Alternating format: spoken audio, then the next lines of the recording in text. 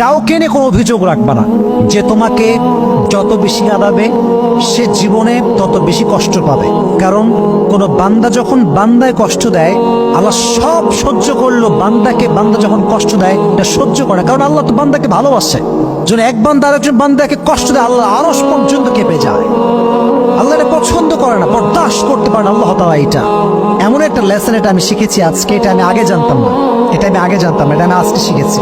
বলেন তো, আসিয়ার স্বামীর নাম কি ছিল?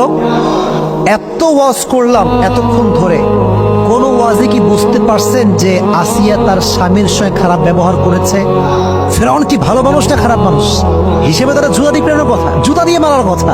শিক্ষা, স্বামী যত খারাপ হোক, যতই খারাপ হোক, স্ত্রী তার ব্যবহার খারাপ করতে পারবে না। হ্যাঁ, যদি একান্ত না হয়, একান্তই ভালো না হয়, গাঁজাখোর, মদখোর, নেশা করে, নামাজ পড়ে না, সর্বোচ্চ শেষ লেভেল হচ্ছে তালাক, ডিভোর্স দিয়ে দেন একদম।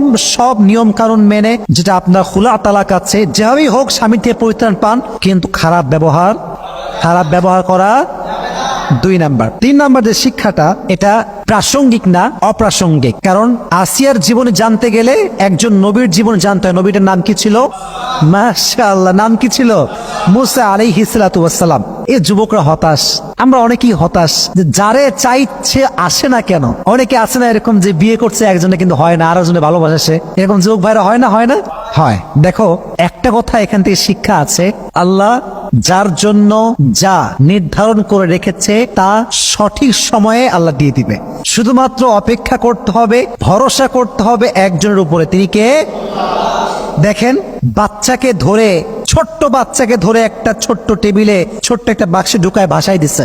ভরসা একমাত্র আল্লাহর উপরে, যে আল্লাহ আমাকে দিবে, আমার বাচ্চা আমাকে ফেরত দিবে। ফেরত পাইছে না? কথা বলেন, পাইছে না রাজশাহীর ভাইরা? পাইছে। তাহলে বোঝা গেল, যে কোনো জিনিস তোমার জীবনে চাওয়া পাওয়া থাক না কেন, ভরসা এবং চাওয়ার জায়গা একজনের কাছে। তিনি কে? মানুষের কাছে যত বেশি আশা করবা তত বেশি কষ্ট পাবা। মানুষ হচ্ছে সবচেয়ে বড় বেঈমান। যার কাছে যত বেশি আশা রাখবা সে তোমাকে তত বেশি ভাঙবে। এজন্য কারো কাছে চাওয়ার কোনো দরকার নাই। প্রত্যেকটা সময় মোনাজাত করে হাত তুলে দোয়া করবা একজনের কাছে। তিনি কে?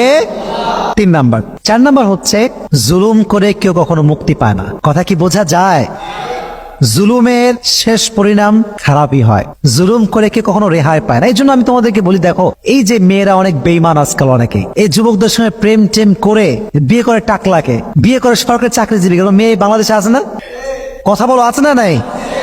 সব মেয়ে না, কিছু কিছু মেয়ে আছে। তো যেই হোক, আমি কাউকে আঘাত দিচ্ছি না।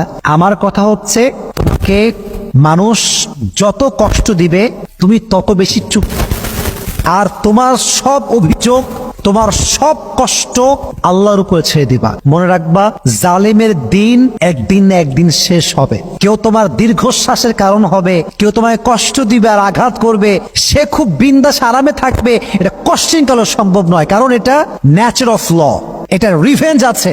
এমন একটা সময় আসবে যে তোমাকে কাঁদিয়েছে সে একদিন কাঁদবে। এটা কিন্তু পৃথিবীর নিয়ম, বাস্তবতা এইটা। এর জন্য মাথায় রাখবা, তোমাকে যে মানুষ যতই কষ্ট দিক না কেন, পাল্টা গালি দিবা না। তোমার ভরসার জায়গায় একজন আওয়াজ দিয়ে বলে, তিনি কে? তো ফেরাউন যতই জুলুম করুক না কেন, মরছে কিন্তু পানির তলে ডুবে। কোথায় ডুবে মরছে? যখন ডুবে মরছে তখন বলছে, হায় হায় হায়, আমি ঈমান আনলাম, এবার আমি বিশ্বাস করি মুসা আল্লাহর নবী, আল্লাহ তুমি এক, আর কেউ নাই। মরার সময় ঈমান আনছে। এই মরার সময় ঈমানের কোন লাভ কি আসলে আছে?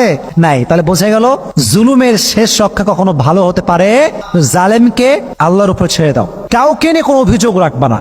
যে তোমাকে যত বেশি আদাবে সে জীবনে তত বেশি কষ্ট পাবে। কারণ কোন বান্দা যখন বান্দায় কষ্ট দেয়, আল্লাহ সব সহ্য করলো, বান্দা যখন কষ্ট দেয় এটা সহ্য করে না, কারণ আল্লাহ তো বান্দাকে ভালোবাসে। যখন এক বান্দা আরেকজন বান্দাকে কষ্ট দেয়, আল্লাহ আরশ পর্যন্ত কেঁপে যায়। আল্লাহ এটা পছন্দ করে না, বরদাস্ত করতে পারে না আল্লাহ তাআলা এটা। প্রিয় ভাইয়েরা, জুলুমের শিকার যতই হন না কেন, ভরসা এবং সবর করবেন একজনের জন্য। আওয়াজ দিয়ে বলেন, তিনি কে? এমন একটা লেসন, এটা আমি শিখেছি আজকে। এটা আমি আগে জানতাম না, এটা আমি আজকে শিখেছি। এটা শুনে আমরা দোয়া করব, আমরা সবাই আল্লাহকে ভালোবাসি তো। বলেন ইনশাআল্লাহ, ভালোবেসে যাবো ইনশাআল্লাহ। মনে রাখবেন, ভালোবাসা এটাকে উর্দুতে বলা হয় মোহাব্বত। এটাকে বলা হয় কি? আচ্ছা, এই ভালোবাসার আর একটা ওয়ার্ড আছে, এটাকে বলা হয় উর্দুতে ইশক। বলেন দেখি। ইশক, মোহাব্বত মানেও ভালোবাসা, ইশক মানেও ভালোবাসা। তবে আল্লাহকে মোহাব্বত করলে হবে না, আল্লাহর সঙ্গে ইশক করতে হবে। কি করতে হবে? মোহাব্বত না ইশক?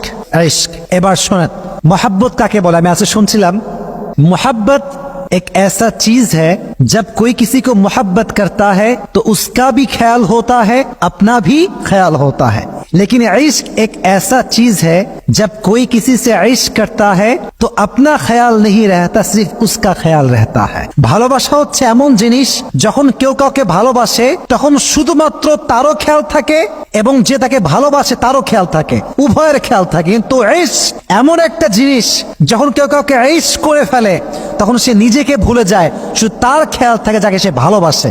এজন্য আসিয়া আলাইহিস সালাতু ওয়াস সালাম যখন সূর্যে মারা যাচ্ছেন, শেষ জীবনের শেষ লগ্নে আছেন, নিজের দিকে খেয়াল করেন নাই, ভেবেছেন এক সত্তার কথা। আওয়াজ দিয়ে বলেন তিনি কে? দিস ইজ কল্ড ইশক, দিস ইজ নট মোহাব্বত। এটা ভালোবাসা না, এটা হচ্ছে ইশক। ইশক মানে হচ্ছে আমি যাকে ভালোবাসবো শুধু তাকে নিয়ে ভাববো। দুনিয়ার মানুষ কি ভাবলো, কে গালি দিল, কে ক্রিটিসাইজ করলো, দেখার সময় আমার কাছে না। এই যে দেখেন আমার মুখে এটা কি ভাই? এটা কি? এটা কি? এটা কি? জুব্বা। এটা কি? দেখবেন দাড়ি রাখলে কিরে জঙ্গি হয়ে গেলে নাকি রে, বুড়া হবি নাকি রে অকালে, এরকম লোক আছে না? তোমাদের কথায় আওয়াজ না, এরকম লোক আছে না? আবার দেখবা যদি মেয়ের বয়স 18 হয়, 19 হয়, 20 হয়, বোরকা পড়লেরই নানি, দাদি, খালাম্মা, চাচি, মেয়ের বয়স 19। মনে রাখবেন যদি আপনি আল্লাহকে ভালোবাসেন আপনাকে এগুলো সহ্য করতে হবে, কিছু করার নাই, জুলুমের শিকার হতেই হবে। এই জন্য আমি সবসময় বলি আল্লাহকে ভালো তো বাসবেন, তবে এটা কি মোহাব্বত হবে না ইশক হবে? পেছনের ভাইরা কথা করা শেষ কথা বলেন না, মোহাব্বত হবে না ইশক হবে? আল্লাহ সবাইকে এটা আমল করার তৌফিক দান করুন। সকলে পড়া আমিন।